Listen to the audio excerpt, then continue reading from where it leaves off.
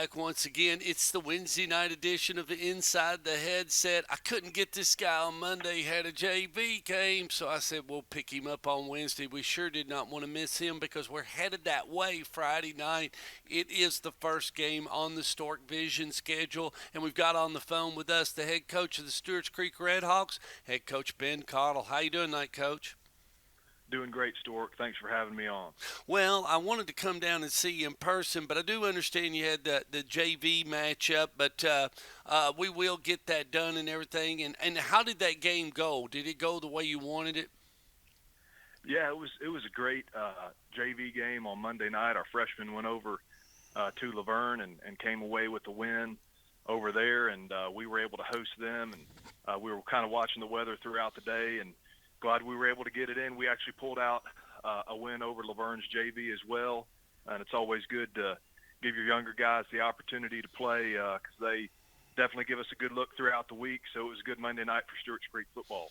And you were really, I mean, you were awful concerned about that game. I could tell, and not to be mean to my interview or anything, but I mean, I texted you two or three times, and you're like, "Look, I've got a JV game." So you were highly involved with your other coaches, just letting them know and how important that win is, and just to get off on the right foot at Stewart's Creek, and just this week is just it means a lot to you. So I can tell it now, and I've not experienced a week one like this is our second season together doing all this. So it was a little bit different, wasn't it, Coach?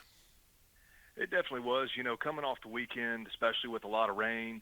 We had obviously the home JV game Monday, and our Yep. middle school played there on Tuesday night. So you got to make sure it's painted for all those games as well. Not to mention just the logistics of hosting a game. Week one, there's just kinks to work out, all over the place, as you well know. So, Mm-hmm. but definitely, I'm looking forward to getting that done in person, hopefully next week. What was the biggest thing that you learned? I guess taking COVID out of it, but just as a coach at Stewart's Creek and everything, and moving from last year to this year and starting the 2021 season. I mean, for you yourself, what is the biggest thing that you say? Stork, if I don't do anything else, 2021, I need to do a better job at. Wow, I think that's a great question. I'll actually, take it back a year further. So the transition from Coach Martin to Coach Brown, took Yep. a good month, to 6 weeks to really get Bert there, and obviously I was kind of commuting, as a new coach, assistant coach from Brentwood, and so there was just a good bit of time there where there was just a transition that you look back and say there really wasn't a full off season with things you Mm-hmm. want to get done, leading up to the summer and things like that, and then obviously the transition from Coach Brown to me, COVID, through a whole, another, kind of lost off season there. So I think the biggest thing, looking back over the last 2 or 3 years is, Stewart's Creek football was finally able to have an off season. It was very different. We finished the school year with a third of our team, virtual. And so, I think one thing we got to do is just, now that we're all back together, we really got to gel as a team, and get back into the flow, especially, a good bit of our roster of just being in school every day again, those types of things. So I think just getting back into, the routine of school and what a normal season looks like, and, not having to lift virtual players, outside of the normal school day, all those things I think are just, kind of slowly but surely after a week or so of school kind of slowly starting to sink in, get back to a little bit more of a routine. You were just talking about that and everything. So how has that gone? How has the from they cut you loose there at the last week in July or whatever, and now it works up to this time. How has that gone for you? How is everything gone your way? I was talking with Coach Geisinger, before our first scrimmage. He's over at JP2, and we both kind of agreed, that there was definitely a silver lining to some things, that last off season, in preparing for last season taught us is, I think just a healthy aspect of just going against yourself every day in practice versus scrimmaging other teams, opening up 7-on-7s in July. I think just after last year of not being able to do hardly anything until August 1st or so, Right. versus this off season open it back all the way, is almost in some some ways kind of seemed a little bit like overkill. So I know, just kind of getting back into the flow has definitely been an adjustment because, these rising seniors, it's been since they were sophomores that they kind of had, preseason scrimmages and things like that. So it's been an adjustment for, all of our team to say the least. You mentioned something I just didn't think about. You're right. Last year there was no scrimmaging. You went straight to we're not playing, we are playing, to it's on. If you got a team and you can be ready and you're tested negative, you can go Friday night. And that's kind of, you lived week by week, and here you are, a new head coach dealing with COVID, dealing with all the other things that goes on with being a head coach, and you're trying to guide the canoe through waters that everybody else. I mean, it was relevant, but at the same time, it would have been nice to have just a little bit of head coaching experience under your belt where you could say, well, I knew that was going to come, or I saw that come. And everything that came at you that was a negative as far as your year going, but keeping COVID out of it, you wasn't ready for it.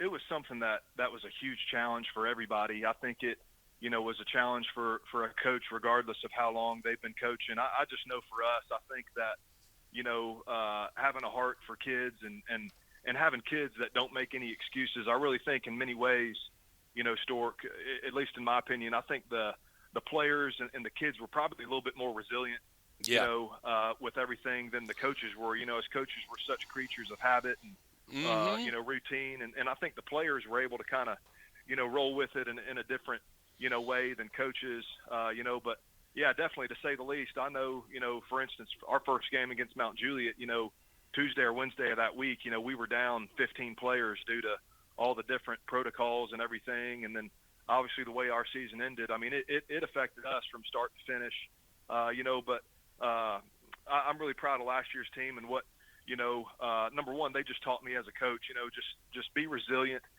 control the things that you're able to, don't make excuses, enjoy being together. I think last year it showed all of us, especially me as a coach, that this can be taken from you, not just due to injury, but to, obviously everything else happening. And obviously, every program right now is still dealing with this. We're still dealing, with the ramifications of, everything that's going on. So we're enjoying every day that we get to spend together at this point as a team. Yeah, and a lot of people do not remember, but the game that we're going to do Friday night was the game you could not do last year, and because of your COVID, you were eligible for the playoffs but could not play because it's the way the 14, it's the way the lag and everything, and you just got caught up in the mix of the 14-day, too many kids being out and you couldn't go, and you were the one that had to walk in and say, guess what, guys? Not only is our season over, and not only are you seniors not going to get to play Smyrna, and not only are we going to not get to find out about this game, but guess what? You earned the playoffs, and you can't play in the playoffs. I mean, you as a coach passing on that information, you just had to want to go outside and just throw up, literally. There's no doubt. I mean, it was a challenge to say the least. I think, I look back on, just the moments thereafter. I was able to speak to at least those that were in school, about what happened. And of course you're dealing with seniors that are distraught, and then you got a call. I called as many seniors as I could that weren't in school. And obviously, you put yourself in a young man's shoes who's, ready to lay it all out on the field. And I think any competitor can deal with, the results as dictated on the field, but to have your season and your high school career come to an end like that, nobody wants to go through that. So once again, I think, what does that mean for us now? It just means, hey, let's enjoy the blessing of being together, being able to play and compete. Let's honor last year's group with, how we play and how we enjoy being together and the way that we hopefully can come together as a team. Well, I've already got Matt's roster, and you got your hands full for Friday night. I mean, there's no two ways about it, Coach. I mean, he's got an experienced quarterback. Smyrna's wanting to come over there and bust you in the mouth because they don't want to give up, that you've never beaten Smyrna. So, I mean, you got a fantastic kicker, and you got some returning guys. How do you beat Matt Williams and Smyrna Bulldogs, dude? Talk to me. That's a great question. You're definitely right. We are, opening up with, a very very well coached team, and a team that has a lot of experience. Coming back on both sides of the ball, some great additions. And so lot of experience on their coaching staff as well. Coach Williams is coaching with his brother.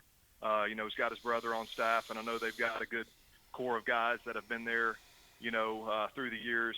So, yeah, we definitely have our hands full, but I think it's going to be an awesome, night for high school football. Obviously, these two communities, there's no stranger on either team. All Mm-mm. these guys grew up together, and played neighborhood baseball together, all those types of things. And, I think it's going to be a great night. Just, number one, that we get to play, and number two, just the job that our administration and the administration at Smyrna High School has done, and, being able to unify, our community with a canned food drive. I know that the news is going to be involved, and that I think News Channel 2 is going to be involved. And so, I definitely think that it's going to be an awesome night to bring both of our school communities together. And I'm proud of our AD, Todd Harris, and theirs, Billy Harris, for coming together and making this happen. And I think it's going to be a special night for high school football. Coach, we wish you the best of luck. I will be there early. I can't wait to get in at the creek and see all the family and everything. And we just look forward to being there on Friday night at Stewart's Creek for Stewart's Creek Smyrna on Stork Vision. First game of this season at 7 o'clock. And you can download that app. But Coach, anything you want to say to your faculty, staff, and administration before we get out of here? Just definitely an honor to represent such a great school with our football program. Enjoying the opportunity to compete this Friday, and definitely would appreciate everybody showing out on both sides for this, rivalry game to start off the season. And Stork, appreciate you, coming by as well. I know you're no stranger to Stewart's Creek High School, and obviously anything you need, don't hesitate to reach out, and we'll make sure you got everything you need to do what you do best. Well, I'll tell you what, I'm looking forward to coming down there. We're gonna have Slam and Sam, the lefty. We got a southpaw on camera. I'm bringing the Judy the Beauty. She has messed up her knee, but not in a bad way. But we've had surgery. We've got her back on rehabilitating. Tennessee Orthopedic Alliance has done a heck of a job getting her back in order, and so I can't thank them enough.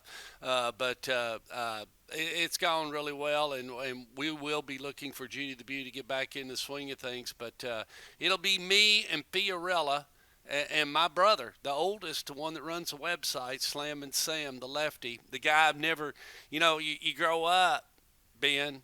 I always want to just beat my brother up. I told Coach Creasy that today. I said, man, there was all my life I wanted to just go out and just crack my brother right on the chin. You know what? I wouldn't try to take that cat on today for all the money in the world. He beat me like a pulp when I was a kid, and he'd probably do it today. And it's just, I don't want no part of it, Coach. Don't want no part of it. But anyway, I'll be looking forward to being there Friday night at the creek. And for those of you that can't be there, please watch it on Stork Vision. We'll see you then, Coach. Sounds good. Thanks, Stork. See you Friday night. All right, bye.